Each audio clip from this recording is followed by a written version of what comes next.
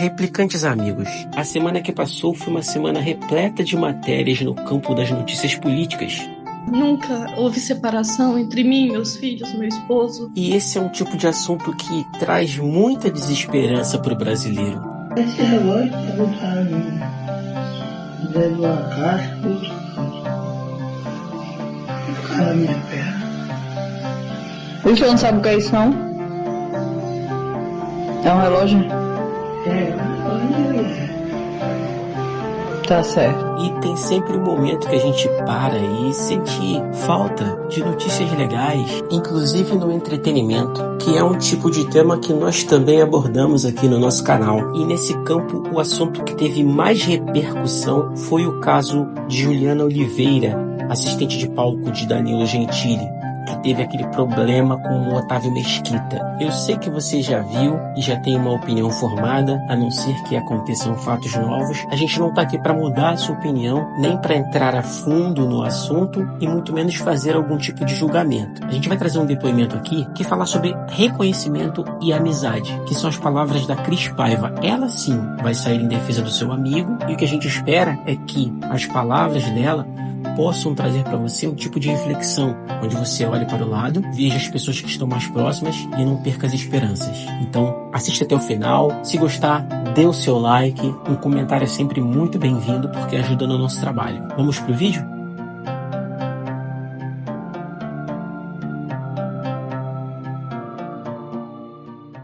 Eu tô aqui me arrumando, eu parei pra vir gravar um negócio, porque desde que eu postei os últimos 2 stories, chegaram várias mensagens de todos os tipos, assim, nenhuma ofensiva, mas assim, você esperou ele falar pra saber se era verdade ou não?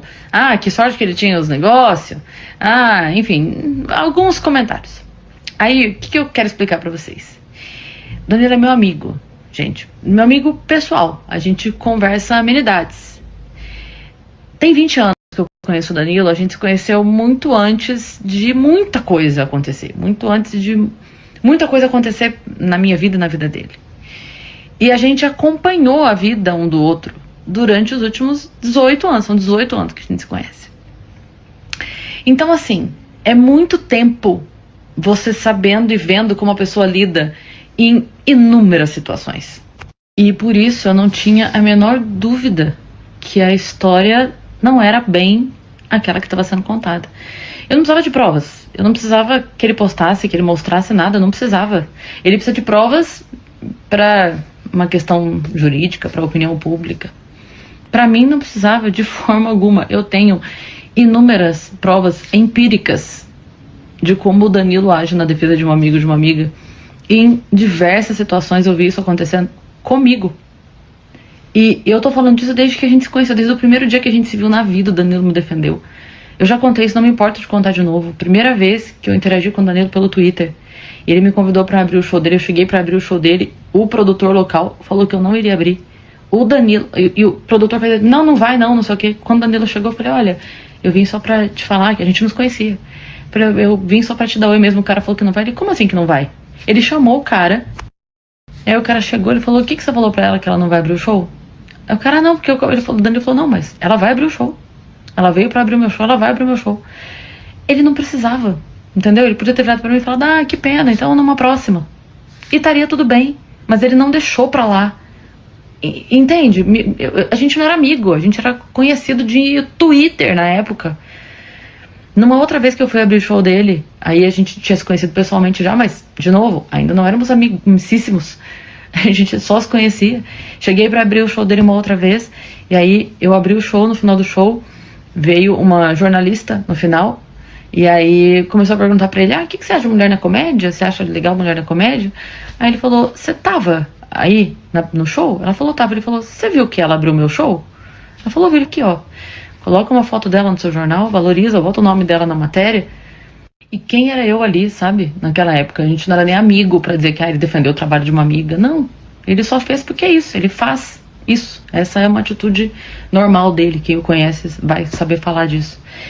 É isso. uma vez, no início, nos primeiros anos da comédia, eu fui fazer show em Campinas, tava voltando pra Sorocaba de madrugada, e tinha dado uma enchente em Sorocaba terrível, a entrada da cidade tava toda tomada por água, e aí eu tava tentando chegar em casa, e uma rua tinha aberto uma vala na rua, e aí o espelho d'água não me deixou ver, eu caí com um carro na vala, perdi o carro, enfim, tive que refazer o carro todo.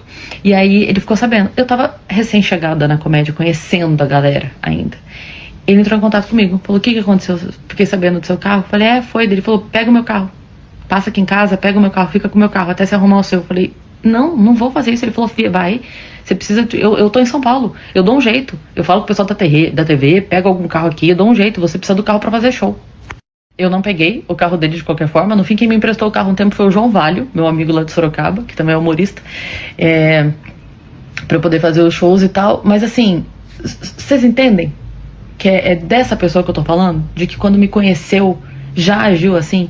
E depois disso, gente, cara, teve a situação da minha separação, que quando aconteceu, o Danilo ele me ligava todos os dias, ou ligava ou mandava mensagem: como é que você tá? Você tá bem? Como é que você tá hoje? O que você tá fazendo? Tá precisando de alguma coisa? Todos os dias, sem exceção, até ele ver que eu tava bem. Todos os dias. Ele foi uma das primeiras pessoas que se posicionou firmemente do meu lado, pra não deixar brecha, sabe, de achar que, não, ele falou: não, no meu bar não pisa mais, no meu programa não pisa mais, e aí isso, pronto, acabou. Tipo, se posicionou de uma maneira muito firme, sabe? E aí, depois disso, cara, foram inúmeras vezes.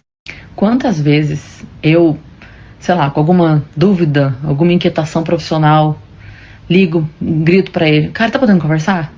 Passa aqui no bar, vou aí no seu camarim, vou não sei aonde. Quantas vezes, cara.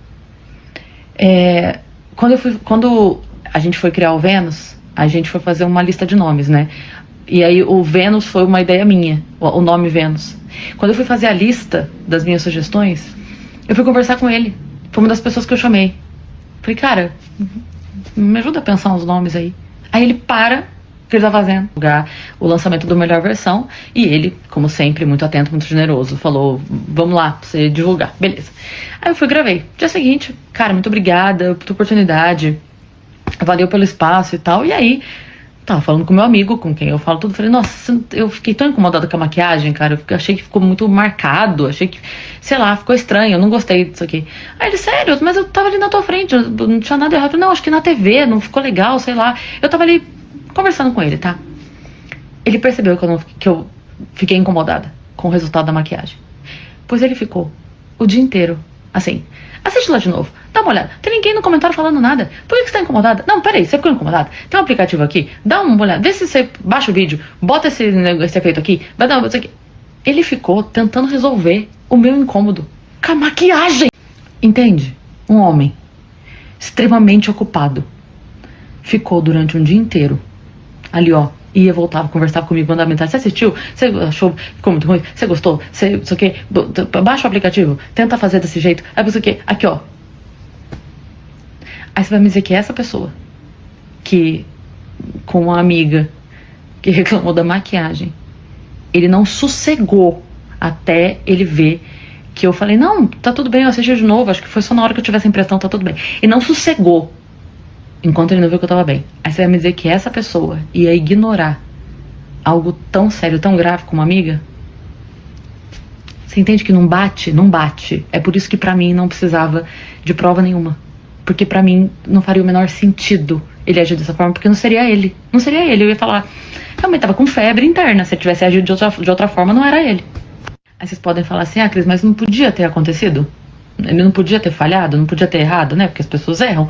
Ele não podia ter se equivocado, não podia ter falhado na atitude nesse momento, não podia ter sido um momento em que ele não agiu como... Podia, claro que podia. Todo mundo humano, ele podia ter errado, né? Ia ser muito estranho, porque é atitude condizente de uma vida, pra do nada ele agir de outra forma. Então a gente ia achar bem fora da casinha e os amigos iam mandar internar, porque tá lelé. Mas, né? Então todo mundo é inocente até que se prove o contrário.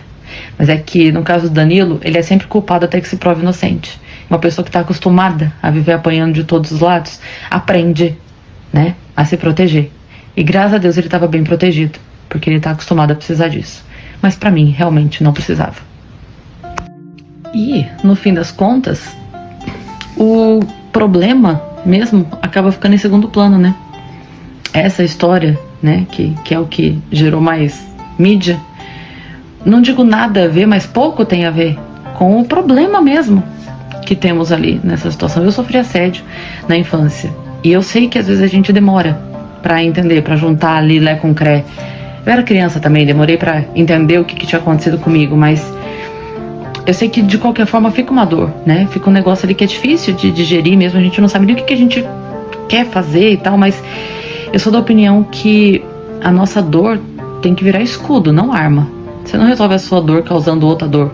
Você não resolve o seu problema causando outro problema, né? Há que você ter um pouco de responsabilidade também a respeito da vida das outras pessoas, né?